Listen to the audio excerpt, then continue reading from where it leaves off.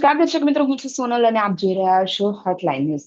આજે આપણે વાત કરવા જઈ રહ્યા છો, આપ સૌ કોઈ હાલના તબક્કે અનુભવ કરતા હશો આ કાળઝાળ ગરમીની, કે જે રીતની ગરમી દિવસે ને દિવસે વધી રહી છે. જે એમ ગણી શકાય કે સામાન્ય કરતા આ વખતની ગરમી ઘણી બધી વધારે છે. આપણે કદાચ એસી ચેમ્બરમાં, તમે તમારી એસી ચેમ્બરમાં બેઠા આ પ્રોગ્રામ જોઈ રહ્યા હશો તો તમને એવું થતું હશે કે તમારી એસી ક્યાંક ધીમી ચાલી રહી હશે.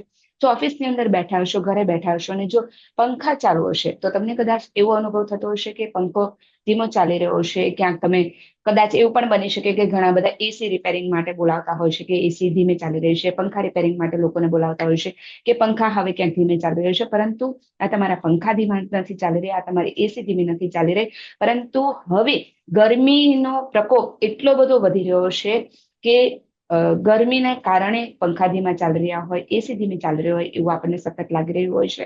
અને આપણા શરીરનું તાપમાન એટલું હોય છે કે આ ગરમી ને અત્યારે જે હીટવેવ સતત વધી રહી છે, ત્યારે શરીરની ગરમી અને આ હીટવેવ બંને તાપમાન જુદા પડવાને કારણે આપણું શરીર એ એક્સેપ્ટ નથી કરી શકતું અને એના કારણે ઘણા બધા પ્રોબ્લેમ થતા હોય છે. ત્યારે આ હીટવેવ થી બચવા માટે કેવા પ્રકારના પગલા લેવા જોઈએ, શું કરવું, શું ના કરવું, અને ખાસ કરીને આ ગરમીના સિઝનની અંદર નાના બાળકો છે, વૃદ્ધો છે, પ્રેગ્નેન્ટ મહિલાઓ છે, એમને કેવા પ્રકારની કાળજી રાખવી જોઈએ, કેવા પ્રકારની અવેરનેસ લોકોની અંદર આવે, એના માટે આજે આપણે વાત કરવાના છે. અને આ તમામ ચર્ચા પર આપણે ચર્ચા કરવા માટે હાલ આપણી સાથે સ્ટુડિયોની અંદર જોડાઈ ચુક્યા છે ડોક્ટર કેતન શેલ, કે જેઓ પીડિયાટ્રિશિયન છે. કેતનભાઈ, આપનું સ્વાગત છે અમારા સ્ટુડિયોમાં. Thank you.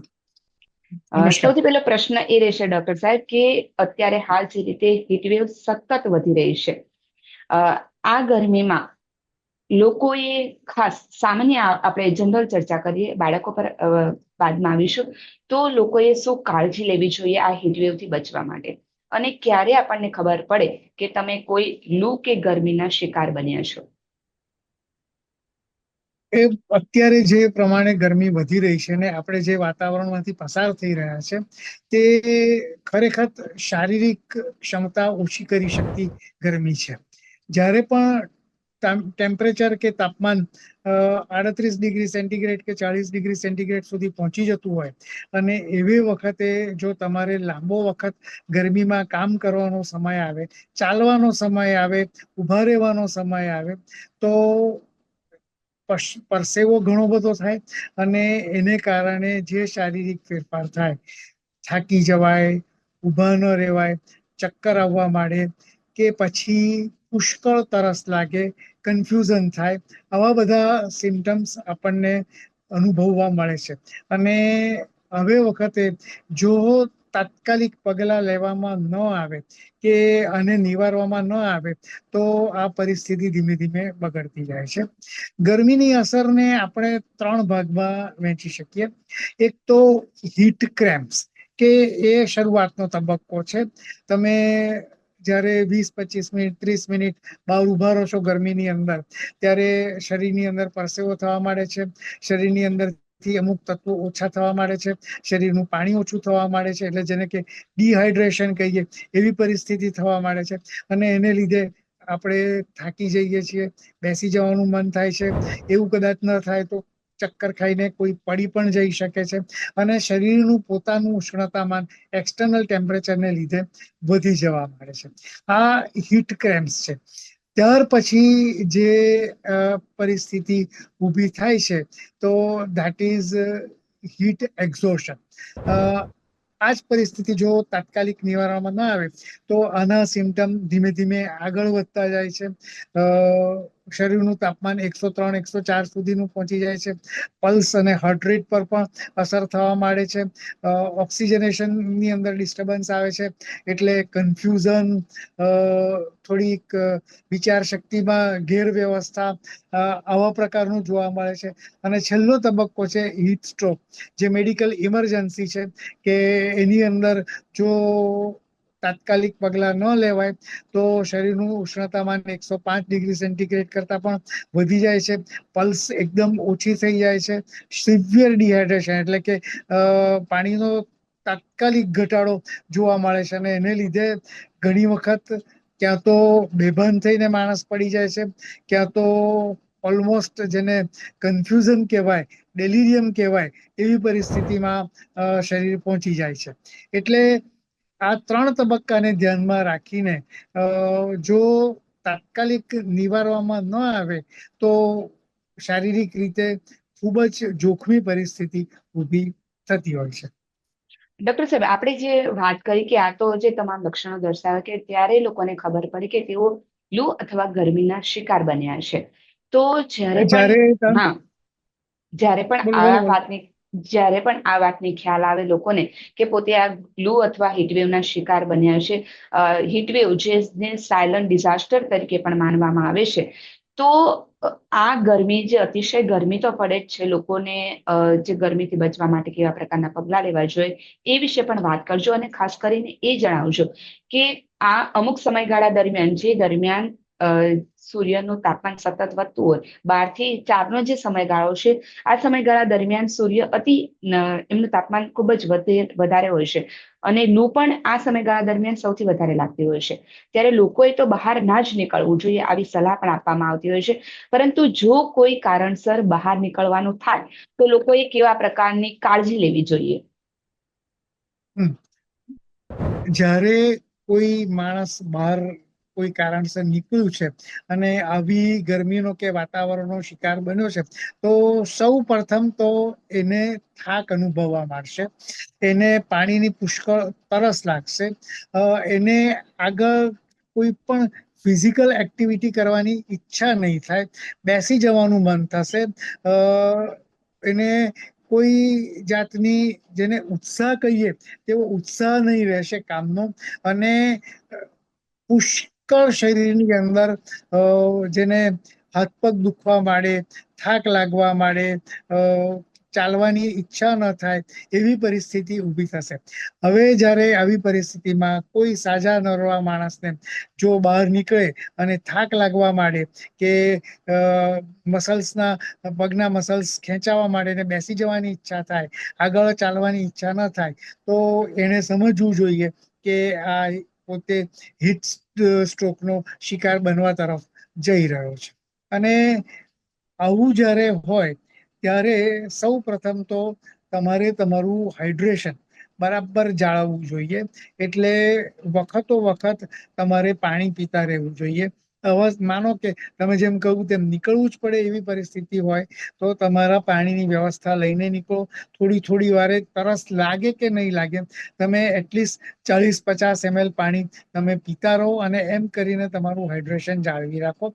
અને સાથે સાથે હાઇડ્રેશનની સાથે જો શક્ય હોય તો ORS કે લીંબુ શરબત જેવું પણ સાથે રાખો, તો એની અંદર જે પરસેવામાં સોડિયમ લોસ થતો હોય છે તે પણ એની અંદરથી કવર થાય અને એની અંદર થાક લાગવાની શક્યતા ઓછી થઈ જાય.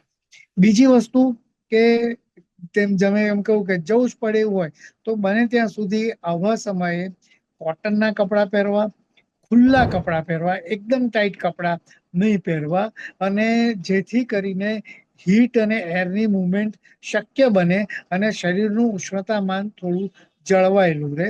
બને ત્યાં સુધી એવી જગ્યાએ જવું નહીં કે જ્યાં સીધો તડકો માથા પર આવતો હોય અને લાંબો વખત સુધી, ખાસ કરીને આજે આપણે ઘણી વખત આજે મજૂરીના કામમાં જઈ રહ્યા હોય છે કે જે લોકો લારી ખેંચીને જઈ રહ્યા હોય છે, તેમણે જો એમનું શરીર ટેવાયેલું ન હોય તો 20-25 મિનિટનું કામ કર્યા પછી 10 મિનિટનો આરામ કે બેસીને થોડુંક પાણી પીવું, હાઇડ્રેશનને જાળવવું, એ કરવું જરૂરી બને છે.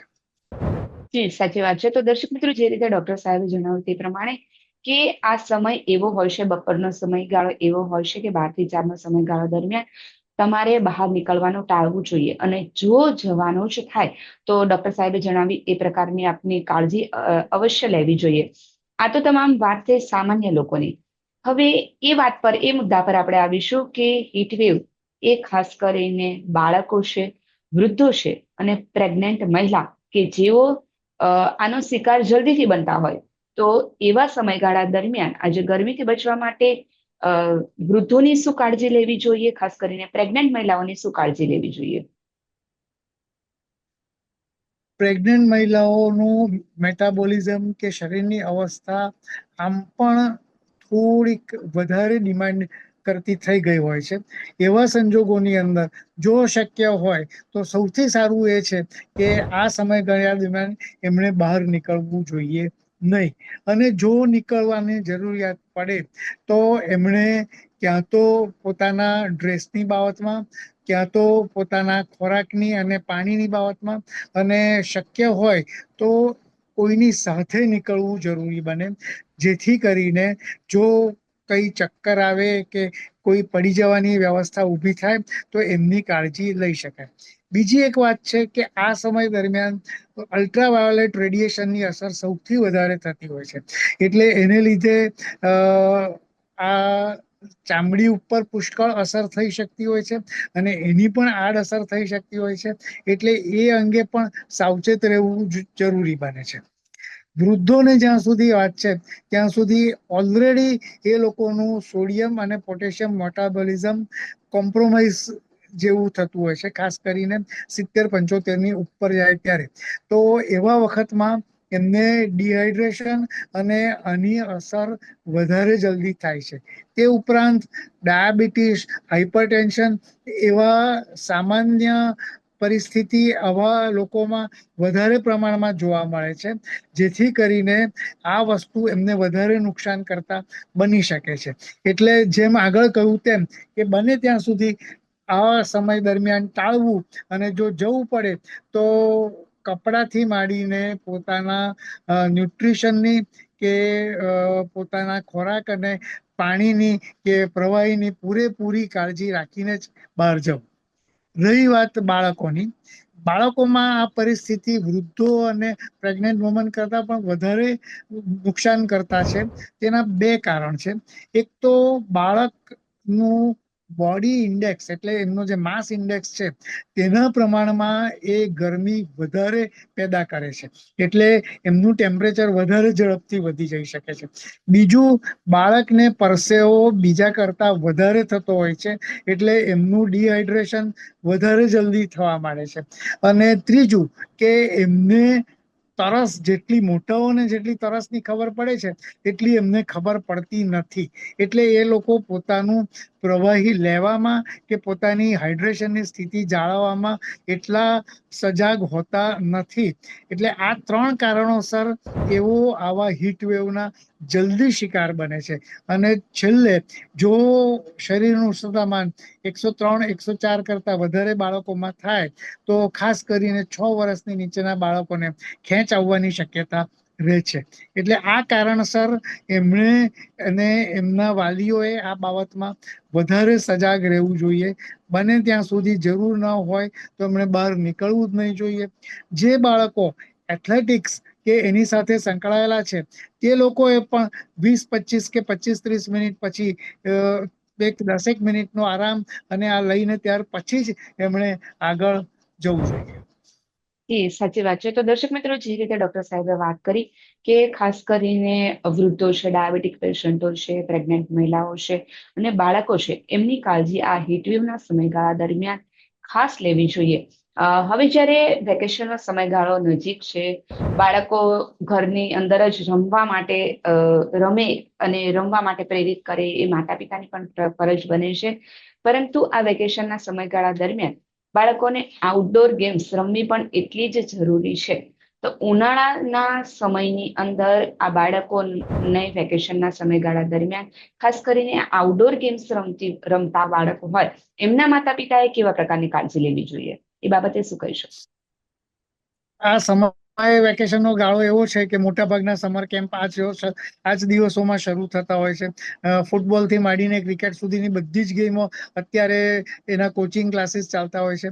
આવા સંજોગોમાં બને ત્યાં સુધી આવા ક્લાસીસનો કે આવી રમત ગમતનો સમય સવારનો 7 થી 10 કે 7 થી 10:30 ની વચ્ચે રાખવો જોઈએ, જ્યારે સૂર્યની ગરમી એટલી બધી ન હોય.